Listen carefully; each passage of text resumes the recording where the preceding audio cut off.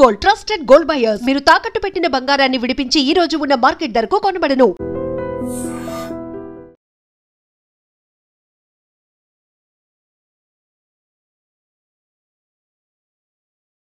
Welcome to I dream. నా పేరు లుంపిని.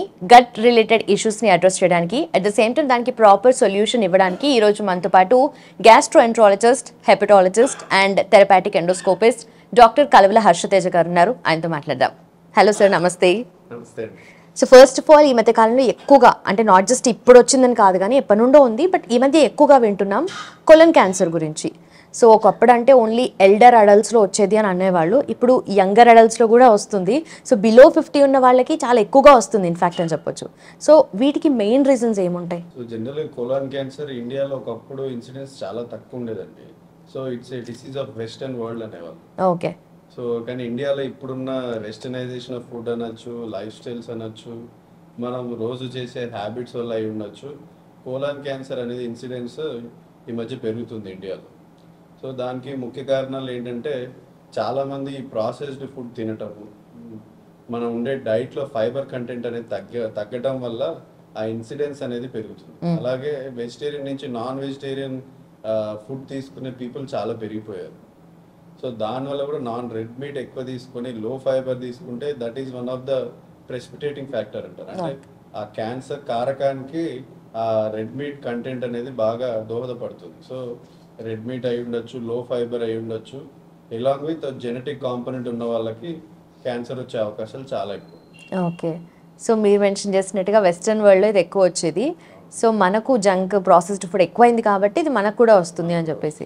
So అయితే మన ఏదైతే ట్రెడిషనల్ ఇండియన్ ఫుడ్ ఉందో దాన్ని తీసుకోవడం వల్ల రెగ్యులర్గా ఇలాంటి ఎఫెక్ట్స్ అయితే ఏవి ఉండవు, అంతేనా?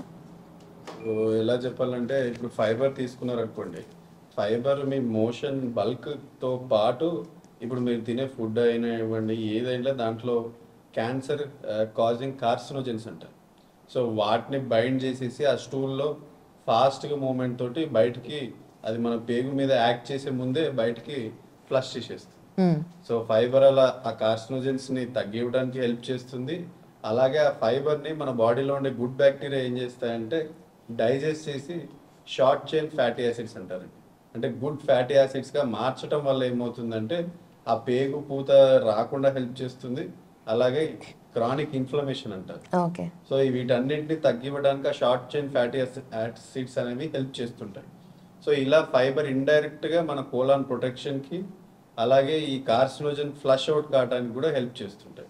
సో మన ప్రతి మీల్లో ఫైబర్ అనేది చాలా ఇంపార్టెంట్ అండి. సో ఫైబర్ అంటే అందరూ సంథింగ్ ఏదో కొత్త వరల్డ్ నుంచి వచ్చిన టర్మ్ లాగా ఫీల్ అవుతుంటారు. సో ఫైబర్ మీరు సపరేట్గా తీసుకోవాల్సిన అవసరం లేదు. మీ డే టు డే లైఫ్స్లో వెజిటేబుల్స్, ఫ్రూట్స్తో పాటు డ్రై ఫ్రూట్స్ని ఇంక్లూడ్ చేసుకోగలిగితే you can decrease the colon cancer incidence అండి. సో హై ఫైబర్ ఫుడ్స్ అంటే ఫ్రూట్స్లో మనం కామన్గా తినే యాపిల్. సో యాపిల్ అనేది అందరూ ఇష్టపడుతూనే ఉంటారు. సో రోజు ఒక యాపిల్, మధ్యాహ్నం పూట అయినా కానీ సాయంత్రం ఎప్పుడో ఒకసారి రోజు ఒక యాపిల్ మీ డైట్లో యాడ్ చేసుకుంటే దానివల్ల యాడ్ అయ్యే ఫైబర్ తోటి కొద్ది యాడిటివ్ ఎఫెక్ట్స్ ఉంటాయండి. సో అలాగే ఫైబర్ని ఇంకా తినాలి, నేను ఫ్రూట్స్ అలవాటు లేదు అన్నారు అనుకోండి, వెజిటేబుల్స్ అయినా తినచ్చు. బ్రోకోలీ లాంటివి, డ్రై ఫ్రూట్స్లో కూడా సరిపడా ఫైబర్ ఉంటుందండి. సో డ్రై ఫ్రూట్స్తో అడ్వాంటేజ్ అంటే మీరు చియా సీడ్స్ తీసుకున్న, ఫ్లాక్ సీడ్స్ తీసుకున్న, ఆల్మండ్స్ తీసుకున్న, దాంట్లో ఫైబర్తో పాటు ఒమేగా-3 ఫ్యాటీ యాసిడ్స్ అనేవి ఉంటాయి. సో ఒమేగా-3 ఫ్యాటీ యాసిడ్స్ అనేవి యాంటీ ఆక్సిడెంట్స్ అంటారు. అంటే అయ్యే వాపుని ఆపటానికి అవి దోహదపడుతుంటాయి. సో అది ఫ్యాటీ లివర్లో అయి ఉండొచ్చు, కోలాన్లో అయి ఉండొచ్చు. ఒమేగా-3 ఫ్యాటీ యాసిడ్స్ అనేవి మన బాడీకి చాలా ఇంపార్టెంట్ అండి. సో ఫైబర్ గాను ఇలాను పనిచేస్తుంటాయి. సో డ్రై ఫ్రూట్స్ నానబెట్టుకొని రాత్రి అంతా పరిగడుపున వాటిని chia seeds or flax seeds or almonds ఏదైనా కానీ తాగటము, తినడం, చేయటం బెటర్. సార్, మీరు ఆల్రెడీ మెన్షన్ చేసినట్టుగా ఫైబర్ అనేది ఏదో ఫారెన్ మెటీరియల్ లాగా చూస్తారు అంటే, కాకపోతే ఆల్రెడీ మన ఫుడ్లో, మన డైట్లో ఇంక్లూడెడ్ ఉంటుంది. ఫ్రూట్స్ కానీ, వెజిటేబుల్స్ కానీ, మీరు మెన్షన్ చేసినట్టుగా డ్రై ఫ్రూట్స్ కానీ. అయితే నార్మలీ కొంతమంది డైట్ మెయింటైన్ చేద్దాం అనుకునే వాళ్ళు ఓన్లీ, కొంతమంది నాన్ వెజ్ డైట్ చేసేవాళ్ళు అనుకోండి, ఫర్ ఎగ్జాంపుల్ ఏదైనా చికెనో లేదనుకో ఎగ్స్ మీదనో చేసే వాళ్ళకి ఫైబర్ అంటే క్యారెటో, బీన్సో అని తీసుకుంటూ ఉంటారు.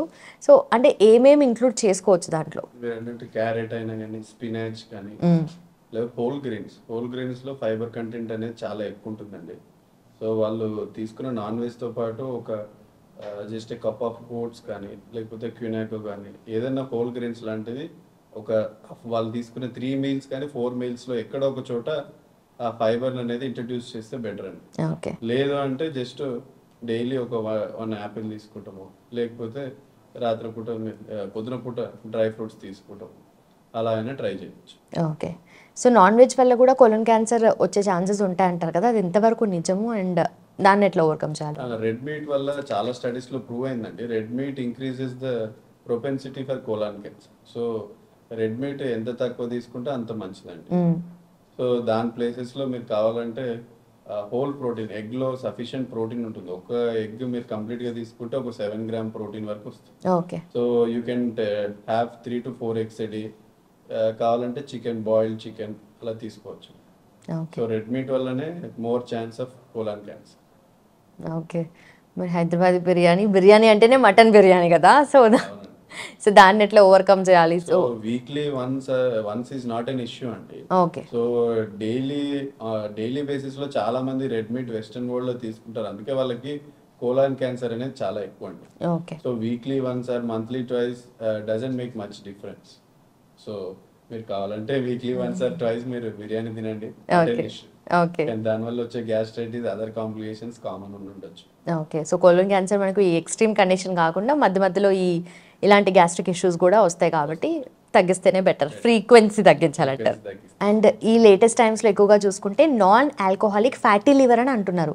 అదేంటి నాన్ ఆల్కహాలిక్కి ఫ్యాటీ లివర్ ఏంటి అనేది డౌట్. సో దాని గురించి ఏం చెప్తారు? జనరల్గా ఇంతకుముందు ఆల్కహాల్ తీసుకునే వాళ్ళకి ఏంటంటే ఆల్కహాల్ తీసుకోవడం వల్ల లివర్లో కొవ్వు జమగుతుంది.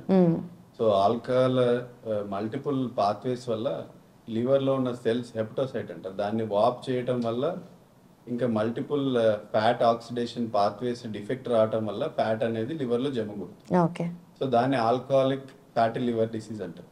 కానీ ఇప్పుడున్న ప్రపంచ సిచ్యువేషన్లో ఏంటంటే మనము ఉండే సెడెంటరీ లైఫ్ స్టైల్, తీసుకునే క్యాలరీస్ చాలా ఎక్కువ అవ్వటము, దానికి సఫిషియెంట్గా ఫిజికల్ యాక్టివిటీ చేయకపోవటం వల్ల ఆ ఎక్కువ క్యాలరీస్ అనేవి మన అబ్డామినల్ వల్ల అంటే పొట్టలో మరియు లివర్లో జమగుడతాయండి. ఓకే.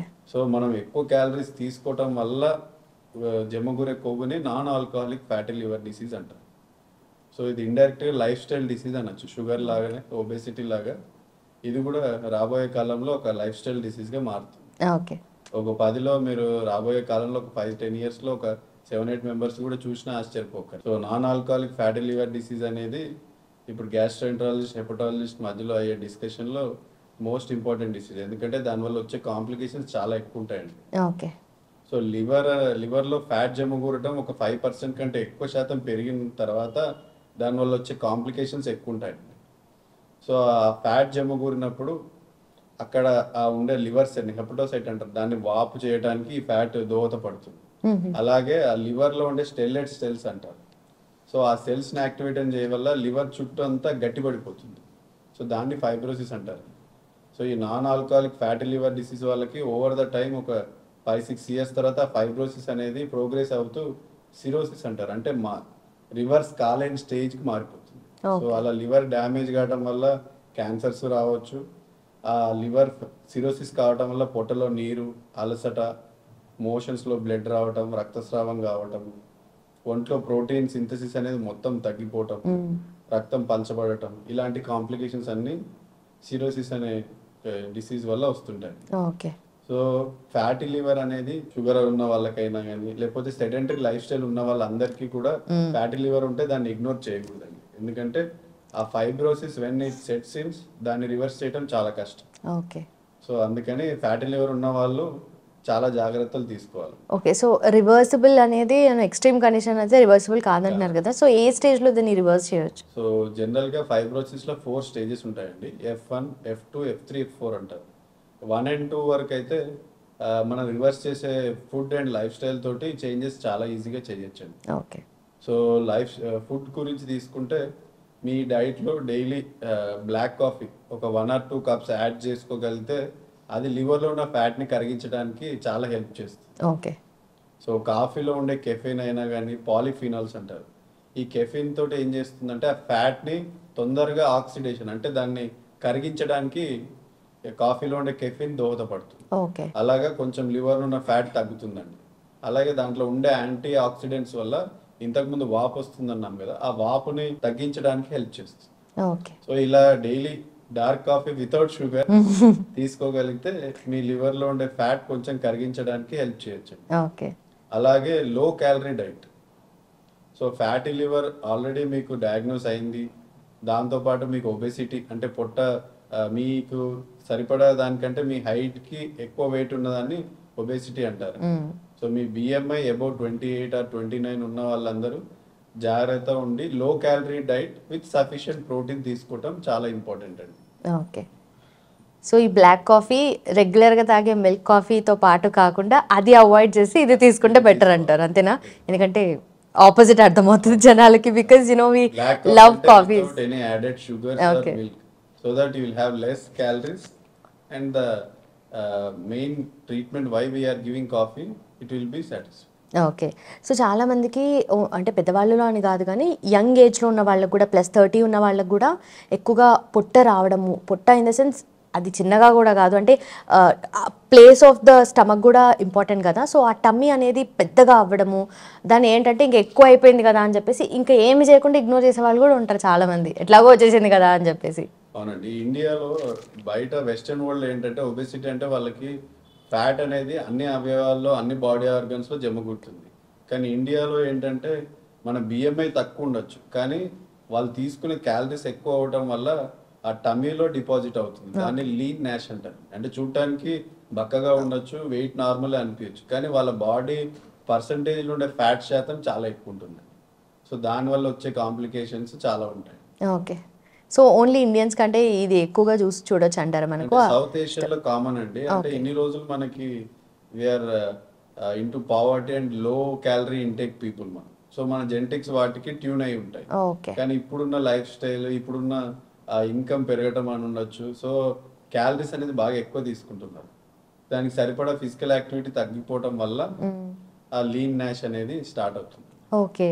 సో అంటే వెస్టర్న్ ఇన్ఫ్లుయెన్స్ వల్ల కల్చర్ జనరల్ ఇవన్నీ మాట్లాడతాం కానీ బాడీ టైప్ కూడా మారుతుందా అనేది ఇప్పుడే అర్థమవుతుంది. ఓకే. సో ఎలాంటి బాడీ టైప్ ఉన్న వాళ్ళకైనా ఇప్పుడు ఈ ఫ్యాటీ లివర్ కండిషన్ పెరిగే ఛాన్సెస్ ఉంటాయి కదా, సో వాళ్ళు ఓవరాల్గా ఇది రాకుండా ఉండడానికి ఏం చేయాలి?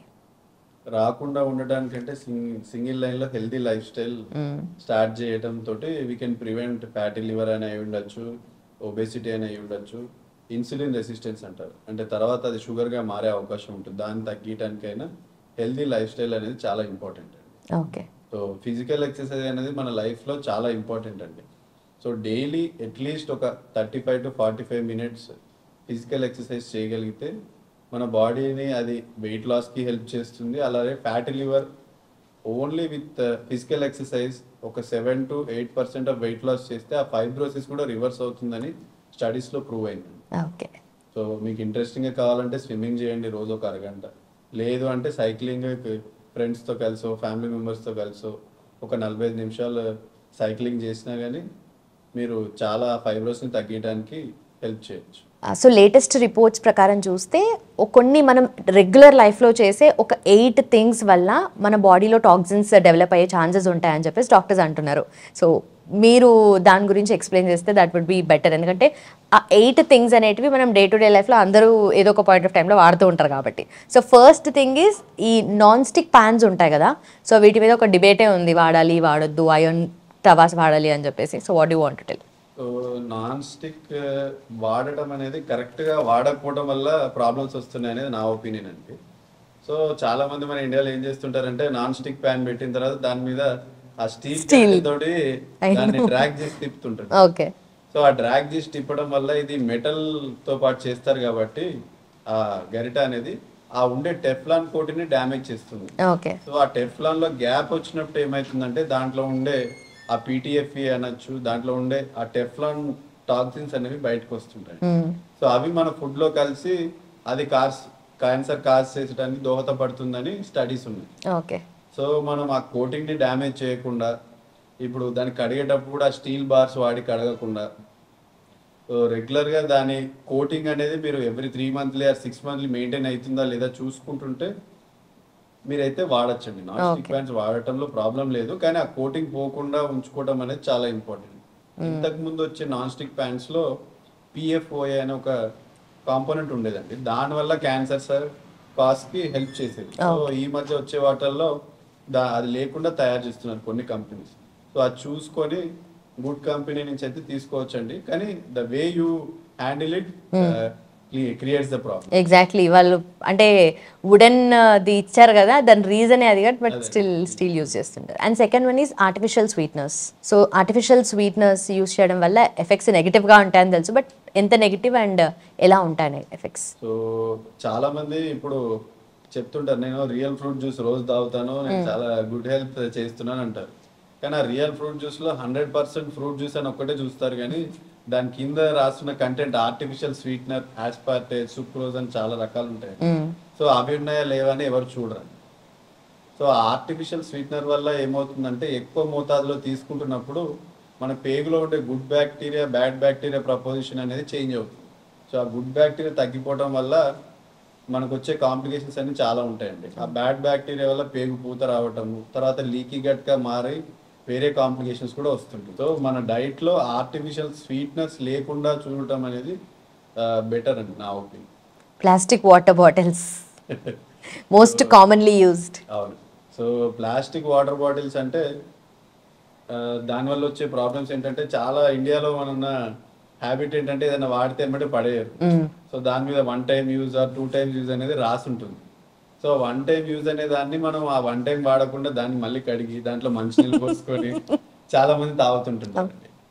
సో ఫస్ట్ టైం యూజ్ అప్పుడు ఏం ప్రాబ్లం ఉండదండి. So the second time when you use it ఏమవుతుందంటే ప్లాస్టిక్ లో క్రాక్స్ అనేవి వస్తుంటాయి. ఓకే. దాంట్లో ఉండే మైక్రో ప్లాస్టిక్ థింగ్స్ మన బాడీకి హార్మ్ఫుల్. సో వాటిని ఆ లీచ్ అంటారు, ప్లాస్టిక్ లీచ్. సో దాన్ని ఎండలో పెట్టడము, మీరు ఇప్పుడు కార్లో ఉన్నారు, ఆల్రెడీ వాటర్ తాగేశారు, నెక్స్ట్ డే మళ్ళీ దాన్ని కడిగి పెట్టుకుంటారు, పార్కింగ్ లో పెట్టేస్తారు. ఆ వేడికి ఆ ప్లాస్టిక్ అనేది లీచ్ అవుతుంది, అంటే కరిగి ఆ నీళ్ళలో కలుస్తుంది. దానివల్ల మన బాడీలో పోయి ఆ పేగుని పూతకి కారకంగా మారుతుంది. సో దాని మీద ఏది ఉందో అలా వాడటమే బెటర్ అండి. సో 1 టైం యూజ్ అంటే 1 టైమే వాడి దాన్ని క్రష్ చేసి పడేసేయండి. లేదు ఇవన్నీ ప్రాబ్లమ్స్ ఎందుకు అంటారే, స్టీల్ బాటిల్ ఒక గాజు బాటిల్ తీసుకొని మీ దగ్గర క్యారీ చేయండి. So that is the easy solution. Course but అది కష్టం కాబట్టి ప్లాస్టిక్ మీద డిపెండ్ అవుతాం కదా. బట్ అగైన్ మీరు అన్నట్టుగా వెహికల్స్ లో పెట్టినప్పుడు ఆర్ బండి డిక్కీస్ లో పెట్టినప్పుడు కూడా వెహికల్ వేడికి అట్ ది సేమ్ టైం ఎండకు కూడా అది కరుగుతుంది కాబట్టి మీరు you can smell the plastic are taste it, the difference is evident. Okay. And the other one is ultra processed packaged food. Ultra processed package food అంటే వాటిని refined carbohydrates అంటారండి. అంటే దాంట్లో చాలా హై క్యాలరీ ఫుడ్ ఉంటుంది. So మీరు ఒక్క pizza తిన్నా కానీ దాంతో వచ్చే క్యాలరీస్ చాలా ఎక్కువ అండి, మీరు ఒక glass of cup of rice తినేదానికంటే. సో ఈ ప్రాసెస్డ్ ఫుడ్ లో దాన్ని ప్రాసెస్ చేయడానికి, దాన్ని ఎక్కువ రోజులు నిల్వ ఉంచడం కోసం యాడ్ చేసే ప్రిజర్వేటివ్స్ వల్ల వచ్చే కాంప్లికేషన్స్ చాలా ఎక్కువ అండి. సో దాంట్లో ఉండే నైట్రేట్స్ అని యాడ్ చేస్తుంటారు ప్రిజర్వేటివ్స్. దానివల్ల పేగు పూతకి హెల్ప్ చేస్తుంటాయి. అవి లాంగ్ డ్యూరేషన్ తీసుకుంటే క్యాన్సర్ కూడా అయ్యే అవకాశాలు ఉంటాయి. సో ప్రాసెస్డ్ ఫుడ్ అవాయిడ్ చేయడం చాలా better. So try to eat which is made instantly and fresh thing. Okay. ఇంకొకటి scented candles and air fresheners. Scented candles అంటే దాంట్లో ఉండే కాంపోజిషన్స్ వల్ల చాలా మందికి వాళ్ళ రెస్పిరేటరీ ట్రాక్ట్ అయి ఉండొచ్చు, వాటిని పీల్చినప్పుడు కూడా కొన్నిసార్లు పేగులోకి వెళ్ళే అవకాశాలు ఉంటాయి. వాటి వల్ల కూడా పేగు పూత కానీ లంగ్స్ లో కూడా ఇన్ఫ్లమేషన్ అంటారు. సో బ్రాంకైటిస్ అనే కండిషన్స్ కూడా చాలా కామన్ అండి. Okay. So try to avoid scented candles. Okay. అంటే చూడడానికి ఫ్యాన్సీగా ఉన్నాయో, స్మెల్ చేస్తే ఆ లగ్జరీ ఫీల్ కోసం చాలా మంది యూజ్ చేస్తూ ఉంటారు కదా. Yeah. And daily meet and preservatives. So meet ని ప్రిజర్వేటివ్స్ తో కలిపి తీసుకున్నప్పుడు ప్రాబ్లం ఏంటంటే, ఆ ప్రిజర్వేటివ్ ఇంతకుముందు మనం డిస్కస్ చేసినట్టు ప్రిజర్వేటివ్స్ లో ఉండే కాంపోనెంట్స్ తోటి పేగుపూత చాలా ఎక్కువ అవుతుందండి. అలాగే మీరు తీసుకునే ఈ రెడ్ మీట్ తోటి కూడా క్యాన్సర్ కి దోహదపడుతుంది. సో రెండు కలిసి ఒక యాడిటివ్ ఎఫెక్ట్ లాగా మన పెద్ద ప్రేగుని ఎఫెక్ట్ చేస్తుంటాయి. సో ఆ మధ్యలో హోటల్స్లో దొరికాయి ఈ ఫ్రోజన్ మీట్ అనేది, ఎప్పటి నుండో పెట్టున్నారు, కుళ్ళు కంపు ఇవన్నీ ఉన్నాయన్నమాట. ఇప్పుడు సరే స్మెల్ రాకపోయినా కూడా అది ఎక్కువ రోజులు ఫ్రిడ్జ్లో పెట్టి స్టోర్ చేసుకొని యూజ్ చేస్తున్నారు బయట హోటల్స్లో, రెస్టారెంట్స్లో. కానీ ఇంట్లో కూడా at the same time frozen meat మనము మార్కెట్కి వెళ్ళి కూడా తెచ్చుకుంటున్నాం కదా. సో ఇది బ్యాడ్ అని తెలుసు, but up to what extent? So జనరల్గా ఇండియాలో చాలా మంది మీట్ అయితే నార్మల్గా మటన్ షాప్ అక్కడికి వెళ్ళి తెచ్చుకుంటారు. సో మీరు తెచ్చుకున్న మటన్ని క్లీన్గా అప్పుడే క్లీన్ చేసుకొని వెంటనే కుక్ చేసుకొని తింటే ప్రాబ్లమ్స్ ఏమి ఉండవు. సో చాలామంది ఏం చేస్తారంటే ఆ తెచ్చిన మీట్ని, ఆ ఫ్రెష్ మీట్ని సగం వాడి మిగతా సగాన్ని ఫ్రిడ్జ్లో పెడుతుంటుంటారు. సో ప్రాబ్లం ఏంటంటే ఆ ఫ్రెష్ మీట్ మీరు ఫ్రిడ్జ్లో ఎంత రిఫ్రిజిరేట్ చేసినా దాని హాఫ్ లైఫ్ అనేది 3 days మ్యాక్సిమం 5 days ఉంటుంది. సో కానీ చాలామంది ఆ 2 రోజుల్లో మళ్ళీ తినకపోవచ్చు. సో దానివల్ల ఏమవుతుందంటే దాంట్లో బ్యాక్టీరియా గ్రో కావడానికి చాలా ఛాన్సెస్ ఎక్కువ. సో చాలామంది ఏమంటారంటే ఆ తిన్న ఫుడ్ని కూడా ఏం చేస్తుంటారు, పొద్దున్న తిని తర్వాత మళ్ళీ సాయంత్రం వేడి చేసుకొని మళ్ళీ తింటుంటారు, ఫ్రిడ్జ్లో పెట్టి మళ్ళీ తీసి నెక్స్ట్ డే తినటం అలా చేస్తుంటారు. సో అలా ఆ కుక్డ్ మీట్ని కూడా ఫ్రిడ్జ్లో పెట్టడం వల్ల ఓన్లీ ఆ అవుటర్ లేయర్ మాత్రమే ఆ బ్యాక్టీరియా గ్రో కాకుండా ఆపగలుగుతుంది. కానీ ఇన్నర్ లేయర్లో మాత్రం ఆ బ్యాక్టీరియా ఉండే ఛాన్సెస్ చాలా ఉంటుంది. మీరు రీహీట్ చేసినప్పుడు ఏమవుతుందంటే ఓన్లీ ఆ అవుటర్ లేయర్ మాత్రమే కుక్ అవుతుంది, ఆ ఇన్నర్ లేయర్ అనేది కుక్ కాదు. దానివల్ల ఆ బ్యాక్టీరియా అనేవి మీరు తిన్న తర్వాత మీ కడుపులోకి వెళ్ళి టాక్సిన్స్ అంటారు. సో ఆ టాక్సిన్స్ వల్ల పేగు పూత చేసి మీకు మోషన్స్ అవ్వటము, దాంట్లో మోషన్లో బ్లడ్ రావటము, కడుపు నొప్పి, జ్వరం రావడానికి బాగా దోహదపడుతుంది. ఓకే, బట్ ఇది ఇమీడియట్ ఎఫెక్ట్స్ మాత్రమే ఉంటాయి లేదంటే లాంగ్ టర్మ్ లో కూడా ఏమైనా ఎఫెక్ట్స్ ఉంటాయంటే? Majority of time immediate effects తెలుస్తుందండి. లాంగ్ టర్మ్ ఎఫెక్ట్ అంటే రా మీట్ డైలీ తీసుకునే వాళ్ళకి red meat over the time cancer వచ్చే అవకాశం ఉంటుంది. ఓకే, సో మీరు అన్నట్టుగా ఆ అవుటర్ లేయర్ ఒక్కటే హీట్ అవుతుంది, లోపలగా పెరిగిన బ్యాక్టీరియా అనేది చనిపోదని చెప్పేసి ఆల్మోస్ట్ ప్రతి ఒక్క ఇంట్లో ఇది చేస్తూ ఉంటారు ఏదో ఒక పాయింట్ ఆఫ్ టైంలో కదా. సో ఈ మీట్ వల్ల జనరలీ ఎనీ కైండ్ ఆఫ్ రా మీట్ కానీ, సో అది స్మెల్ వచ్చినప్పుడు కానీ ఇలాంటివి వచ్చినప్పుడు కూడా హోటల్స్లో కుక్ చేస్తూ ఉంటారు కదా. సో అది కనుక్కోవడానికి ఆర్ మనకి ఇట్లా ఏమైనా ఉంటుందా? అలా ఏముండదండి. జనరల్గా ఈ మీట్ స్టోరేజ్కి మన ఫుడ్ సేఫ్టీ వాళ్ళు ఇచ్చే గైడ్ లైన్స్ ఏంటంటే కోల్డ్ చైన్ అంటారు. సో ఇప్పుడు ఎక్కడో మీట్ తయారయ్యి ఇప్పుడు మనం హైదరాబాద్లో తింటున్నాం, అక్కడికి రావాలంటే వాళ్ళు ఏం చేస్తారంటే కోల్డ్ ఫ్రీజింగ్ అంటారు. సో లెస్ దెన్ -18 degrees అలాంటి దాంట్లో మొత్తం దాన్ని ఫ్రీజ్ చేసేస్తారు ఆ మటన్ అనేది.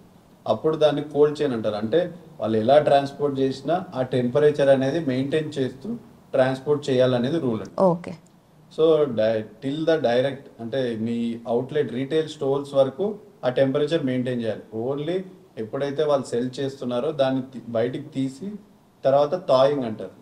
సో ఆ గడ్డగట్టిన మీట్ని మెల్లగా ఫ్రీజ్ తగ్గిస్తూ లెస్ దెన్ నార్మల్ టెంపరేచర్ తీసుకొచ్చి అప్పుడు అమ్మాలి. కానీ అది రూమ్ టెంపరేచర్ పెట్టి దాన్ని గడ్డగట్టిన దాన్ని చేయకూడదు, దాని స్పెసిఫైడ్ టెంపరేచర్ సెట్టింగ్స్ ఉంటాయి. సో ఆ కోల్డ్ చైన్ అనేది మెయింటైన్ చేస్తే మనం ఇంపోర్ట్ చేసుకున్నా కానీ ఆ మీట్ తోటి ఇష్యూస్ ఉండవు. అయితే నాట్ జస్ట్ ఈ ఫ్రోజన్ మీట్, ఈ ఫాస్ట్ పేస్ లైఫ్లో అన్నీ కూడా కొంతమంది ఫ్రోజన్ స్వీట్ కార్న్ కూడా ఫ్రోజన్ది ప్యాకెట్స్లో వస్తాయి కదా, అవి యూజ్ చేస్తుంటారు. లేదంటే బఠానీలు కానీ ఇవన్నీ యూజ్ చేస్తూ ఉంటారు కదా. అంటే అవి బయట దొరికే ఫ్రెష్ వాటికన్నా ఇది నాట్ దట్ బ్యాడ్ అనే స్టేట్ ఆఫ్ మైండ్లో ఉంటారు కదా. సో నేను చెప్పినట్టు ఆ కోల్డ్ చైన్ మెయింటైన్ చేస్తే అయితే మీరు ఆ కోల్డ్ చైన్ మెయింటైన్ చేసిన దగ్గర నుంచి తీసుకొచ్చి నార్మల్ 4 degrees Celsius మీ ఫ్రిడ్జ్ లో పెట్టుకొని తర్వాత వాడితే ఇష్యూ ఉండదండి. కానీ ప్రాబ్లం ఎక్కడ వస్తుందంటే రీటైల్ షాప్ నుంచి మనం ఇంటికి తీసుకురావడం, ఆ టెంపరేచర్ చేంజెస్, మళ్ళీ ఫ్రిడ్జ్ లో కరెక్ట్ టెంపరేచర్ లో పెట్టకపోవటము, దానివల్ల అందులో బ్యాక్టీరియా గ్రో అవుతుంది. ఈ ఫ్రీజింగ్ అయినా రెఫ్రిజిరేటర్ అయినా ఓన్లీ బ్యాక్టీరియా గ్రో కాకుండా తగ్గియగలవు కానీ కంప్లీట్ గా ఎలిమినేట్ చేయలేవు. సో ఆ కోల్డ్ చైన్ మెయింటైన్ చేస్తూ తెచ్చిన వెంటనే ఒక 2 రోజుల్లో దాన్ని కంప్లీట్ చేయగలిగితే ఇష్యూస్ లేకుండా మీరు ఫుడ్ కన్జ్యూమ్ చేయగలరు. ఓకే, మనకు తెచ్చుకునే 2 రోజులే కానీ షాప్ లో ఎన్నో రోజులు ఉంటుంటుంది కదా. Problem of cold chain maintenance problem. But అట్లాగే అంటే ఆ కోల్డ్ స్టోర్ మెయింటెనెన్స్ చేస్తే తర్వాత ఎఫెక్ట్స్ ఏమి ఉండవంటారా? అంటే నార్మల్ దాంతో కంపేర్ చేస్తే ఎలా అయినా ఇన్ఫీరియర్ ఉంటుంది. కానీ ఆ కోల్డ్ చైన్ మెయింటైన్ చేస్తే ఏంటంటే ఇన్ఫెక్షన్స్ రాకుండా ప్రివెంట్ చేయగలుగుతాం. So in fact previous years before corona చూసుకున్నా ఇప్పుడు చూసుకున్నా కూడా ఆ హెల్దీ ఈటింగ్ హ్యాబిట్స్ అనేటివి ఇంప్రూవ్ అయ్యాయి అనుకోవచ్చు చాలా మందిలో. సో ఆ కాన్షియస్నెస్తోనే తింటున్నారని చెప్పొచ్చు. అయితే ఆ మైండ్ఫుల్నెస్ ఉంది, కాన్షియస్నెస్ ఉంది, బట్ అగైన్ హెల్దీ ఈటింగ్ అన్న పేరుతో కూడా అన్నీ హెల్దీగా ఉండాలి అన్న ఒక పర్ఫెక్షన్ దాంతో కూడా చాలా మంది వెళ్తూ ఉంటారు కదా. అయినా కూడా ఇండైజెషన్ ప్రాబ్లమ్స్ అనేవి కొంతమందిలో చూస్తూ ఉంటాం కదా. So what might be the reasons? So indigestion అనేది చాలా మంది రకరకాలుగా ఎక్స్ప్రెస్ చేస్తుంటారు. అంటే కడుపు ఉబ్బరం అనొచ్చు, అరగకపోవడం అని చెప్పొచ్చు, లేకపోతే ఫ్రీ మోషన్ కాకపోవడం వల్ల ఫుల్నెస్ ఆఫ్ స్టమక్ అనొచ్చు. సో రకరకాల పేర్లతో పిలవచ్చు. చాలా మంది ఇప్పుడు హెల్తీ లైఫ్ స్టైల్ అంటే మెజారిటీ చాలా మంది దాంట్లో వెజిటేబుల్స్, ఫ్రూట్స్ ఇంక్లూడ్ చేస్తుంటారు. సో ఇండియాలో చాలా మందికి ఏంటంటే ఫాడ్ మ్యాప్స్ అంటారు. అంటే మనం తీసుకున్న వెజిటేబుల్స్లో కానీ ఫ్రూట్స్లో కానీ అన్డైజెస్టబుల్ పార్టికల్స్ని ఫాడ్ మ్యాప్స్ అంటారు. Fermentable oligo and disaccharides and polyphenols అంటారు. సో అవి చాలా మందికి డైజెస్ట్ కావు, అంటే ఆ ఎంజైమ్స్ అనేవి వాళ్ళ పేగులో ఉండకపోవచ్చు. సో అట్లాంటప్పుడు అవి అరగకపోవడం వల్ల ఏమవుతుందంటే గ్యాస్ బిల్డప్ అవుతుంది. సో ఆ గ్యాస్ బిల్డప్ అవడం వల్ల వాళ్ళకి అరగలేదు, ఆ పొట్ట ఫుల్నెస్ అనేది ఎక్స్పీరియన్స్ చేస్తుంటారు. సో అలా ఉన్న వాళ్ళకి ఆ ఫాడ్ మ్యాప్స్ ఏవేవి పడట్లేదో వాళ్ళు ఒక డైరీ మెయింటైన్ చేసుకుంటూ దాన్ని అవాయిడ్ చేస్తూ వాళ్ళ హెల్దీ లైఫ్ స్టైల్ కంటిన్యూ చేస్తే ఓవర్ ద టైం వాళ్ళు బెటర్ అవుతుంటారు. ఓకే. అండ్ ఆల్సో ఫ్రూట్స్లో కూడా కొన్ని సీడ్స్ వస్తూ ఉంటాయి కదా, వాటర్మెలన్లో బ్లాక్ సీడ్స్ వస్తూ ఉంటాయి, యాపిల్లో కూడా వస్తూ ఉంటాయి. సో అవన్నీ డైజెస్టబులా? కావండి, మెజారిటీ డైజెస్టబుల్ కాదు. సో దానివల్లనే చాలా మందికి ఆ కడుపు ఉబ్బరం అనేది ఉంటుంది. So soluble and insoluble fibres అంటారు. సో సాల్యుబుల్ ఫైబర్స్ అనేవి చాలా ఈజీగా డైజెస్ట్ అవుతుంటాయి. ఇన్సాల్యుబుల్ ఫైబర్స్ అనేవి డైజెస్ట్ కావు, కానీ మన మోషన్ బల్క్ హెల్ప్ చేస్తుంటాయి. సో మన బాడీకి రెండు అవసరమే, కానీ దాన్ని సరిపడా మోతాదులో తీసుకుంటేనే కాంప్లికేషన్స్ లేకుండా లైఫ్ స్టైల్ మెయింటైన్ చేయాలి. ఓకే. సో హెల్దీ ఈటింగ్లో భాగంగా చాలా మంది కూడా ఫ్రూట్స్, వెజిటబుల్స్ ఇట్లా మాట్లాడకుండా కార్బ్స్, ప్రోటీన్, ఫైబర్ ఇట్లా డిఫరెన్షియేట్ చేసి కూడా మాట్లాడుతూ ఉంటారు కదా. సో ప్రోటీన్ బెనిఫిట్స్ అనేటివి తెలిసినప్పటికీ కూడా ఫైబర్ని ఆఫెన్ ఇగ్నోర్ చేస్తూ ఉంటారు చాలామంది. సో వాళ్ళకి ఏం చెప్తారు? అండ్ ఫైబర్ రిచ్ ఫుడ్స్ ఏం మనం ఇంక్లూడ్ చేసుకుంటే బెటర్ అంటారు? ఫైబర్ రిచ్ ఫ్రూట్స్ ఆల్రెడీ మనం డిస్కస్ చేసినట్టు రోజు ఒక యాపిల్ అనేది తీసుకోండి, లేకపోతే పపాయ తీసుకోండి, లేకపోతే మీకు అంత ఇంట్రెస్ట్ లేదంటే జస్ట్ ఒక డ్రై ఫ్రూట్స్ డబ్బా పక్కన పెట్టుకోండి. మధ్యాహ్నం పూటనో ఈవినింగ్ టైము స్నాక్ లాగా ఒక 7-8 ఆల్మండ్స్, వాల్నట్స్ తీసుకోవటము, లేకపోతే ఖర్జూరం తినటము, అంజీరా లాంటివి తినటము, ఇట్లాంటివి దాంతోపాటు సఫిషియంట్ ప్రోటీన్ వస్తుంది, ఫైబర్ కంటెంట్ కూడా ఉంటుంది. సో ఇలా మీరు ఫైబర్ని డైట్లో ఇంక్లూడ్ చేసుకోవచ్చు. సో ఎక్స్ట్రాడినరీ మీల్ ప్యాకేజ్ ఏం అవసరం లేదు. ఓకే. సో మీ నార్మల్ లైఫ్ స్టైల్తో పాటు ఒక సైడ్ డిష్ లాగానో ఏదో పెట్టుకొని middle time 11 o'clock, evening 6 o'clock అలా తీసుకోవచ్చు. ఓకే. సో మీ దగ్గరకు వచ్చే పేషెంట్స్ ఎవరైనా కంప్లైంట్ చేస్తారా, హెల్దీ ఈటింగే చేస్తున్నాం బట్ స్టిల్ మాకు ఈ ఇష్యూస్ ఉన్నాయని చెప్పి? సో చాలా మంది వెజిటేరియన్స్లో నేను ఇది కామన్ కంప్లైంట్గా చూశాను. నేను రోజు వెజిటేబుల్స్ తింటున్నాను, ఫ్రూట్స్ తింటాను, బయట ఎక్కువ కన్జ్యూమ్ చేయను, కానీ నాకు అరగట్లేదు, కడుపు ఉబ్బరంగా ఉంటుంది. సో ఈ ఫాడ్ మ్యాప్స్ ఒకటి, gluten intolerance and lactose intolerance, ఈ మూడిటి వల్లనే చాలా మందికి ఆ ఉబ్బరం అనేది ఎక్స్పీరియన్స్ చేస్తుంటారు. సో ఇండియాలో పాలు అరగకపోవడం చాలా మందికి కామన్. సో లాక్టోజ్ ఇంటాలరెన్స్ అంటారు. సో దాన్ని మనం గుర్తించి మిల్క్ ప్రోడక్ట్స్ని అవాయిడ్ చేయటం, అలాగే గ్లూటెన్ ప్రోడక్ట్స్ని చూస్తుండాలి. ఇప్పుడు మనం చూసే ప్రాసెస్డ్ ఫుడ్ చాలా వాటిల్లో గ్లూటెన్ కంటెంట్ ఉంటుందండి. సో వాళ్ళు ఏమంటారంటే నేను చపాతీ రోజేం తినను అయినా కానీ ఉబ్బరం ఉందండి, కానీ వాళ్ళు తినే క్యాండీలో కావచ్చు, గమ్స్లో కానీ, వాళ్ళు తినే ఏదైనా అల్ట్రా ప్రాసెస్డ్ ఫుడ్లో గ్లూటెన్ కంటెంట్ ఉంటుందండి. సో ఆ గ్లూటెన్ పడని వాళ్ళు కూడా ఉంటారు. సో అవి గుర్తించి మనం అవాయిడ్ చేయగలిగితే వాళ్ళకి కాంప్లికేషన్స్ రాకుండా మనం కాపాడుకోవాలి. ఓకే. సో డైజెషన్ అనేది మెన్లో విమెన్లో ఈక్వల్గానే అవుతుంది కదా? ఈక్వల్గానే అవుతుంది. బట్ అగైన్ విమెన్లో చూసుకుంటే కొన్ని హార్మోనల్ ఇంబ్యాలెన్సెస్ ఉంటాయి కదా. సో దానివల్ల డైజెషన్ ఏమన్నా ఆ పాయింట్ ఆఫ్ టైంలో ఎఫెక్ట్ అవుతుంది? జనరల్గా ప్రోజెస్టిరాన్ అనే హార్మోన్ ఫీమేల్స్లో ఎక్కువ ఉంటుందండి. సో ఆ ప్రోజెస్టిరాన్ వల్ల ఏమవుతుందంటే అవి పీక్లో ఉన్నప్పుడు మెన్స్ట్రల్ సైకిల్లో దానివల్ల పేగు కదలిక అనేది తక్కువ అవుతుంది. అలాగే ఆ ఈస్ట్రోజన్ ప్రొజెస్టరాన్ వల్ల గట్ బ్రెయిన్ యాక్సిస్ ఇంటరాక్షన్తో కూడా ఎసిడిటీ, గ్యాస్ట్రైటిస్ అనేది ఫీమేల్స్లో మనం చూస్తుంటాం. ఓకే. సో ఈ గట్ బ్రెయిన్ యాక్సిస్ అని చెప్పారు కదా, ఈ మధ్య ఎక్కువగా చాలా మంది ఫ్యాన్సీ టర్మ్స్ లాగా కూడా వాడుతూ ఉంటారు కదా. సో ఈ గట్ బ్రెయిన్ యాక్సిస్ అనేది ఏంటి? గట్ ఏది చెప్తే బ్రెయిన్ అది వింటుందా, లేదంటే బ్రెయిన్ ఏది చెప్తే గట్ అది వింటుందా? So it is a 2-way cycle అంటే, కానీ మెజారిటీ మన గట్టే బ్రెయిన్ కి ఇన్పుట్ అనేది ఇస్తుంది. ఓకే. సో గట్లో it has an inbuilt nervous system, అంటే దానికి అది పని చేసుకోగల న్యూరాన్స్ తనకే ఉంటాయి. సో మన నర్వస్ సిస్టమ్ హెల్ప్ తోటి అదొక కోఆర్డినేషన్ తోటి వర్క్ చేయడానికి మన బాడీని హెల్ప్ చేస్తుంది. Okay.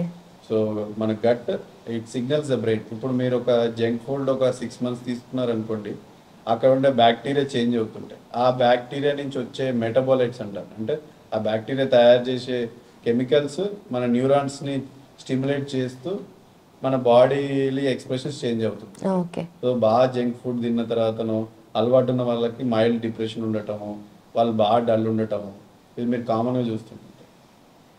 So gut brain axis అంటే మన గట్ మన బ్రెయిన్తో ఇంటరాక్ట్ అయ్యి వచ్చే చేంజెస్ని gut brain axis. Okay. So గట్కి సపరేట్గా ఒక సిస్టమ్ ఉంటుంది కాబట్టి చాలామంది ఎవరైనా బ్రెయిన్ డెడ్ అయిన వాళ్ళు కూడా డైజెషన్ జరుగుతుంది. సో మన బాడీలో హార్ట్, లంగ్స్, ఈ పేగు అనేవి అవన్నీ ఆటోనామిక్ అండి, అవి వాటంతటా అవి పనిచేయగలవు. Okay, done sir, thank you so much. One life lesson what medicine has taught you. Whatever you can do without expecting. But I really believe మన పాజిటివ్ యాటిట్యూడ్ ఉంటేనే మనం ఏదైనా సాధించగలం. గట్ ని మనం కరెక్ట్ గా డీల్ చేసినట్లయితే అది మనకి పాజిటివ్ హార్మోన్స్ ని రిలీజ్ చేస్తుంది. షుగర్ వచ్చిన వాళ్ళ పరిస్థితి ఏంటి? పొట్ట దగ్గర పెరిగితే దాన్ని ఆండ్రాయిడ్ అంటారు, ఆండ్రాయిడ్ ఫోన్ కదా. అసలు థాట్స్ ఎందుకు వస్తాయి? బ్రెయిన్ డెడ్ అంటే దానికి ప్రపంచం అంతా కూడా కొన్ని నిర్దిష్టమైనటువంటి లక్షణాలు ఉంటాయి. మానసికంగా ధైర్యంగా ఉంటే క్యాన్సర్ జయించవచ్చు. You are a doctor for a cause sir, అంతే. వాళ్ళకి వచ్చిన ఆదాయం కాకుండా ఫ్రీ సర్వీస్ ఎంతమందికో చేస్తుంది.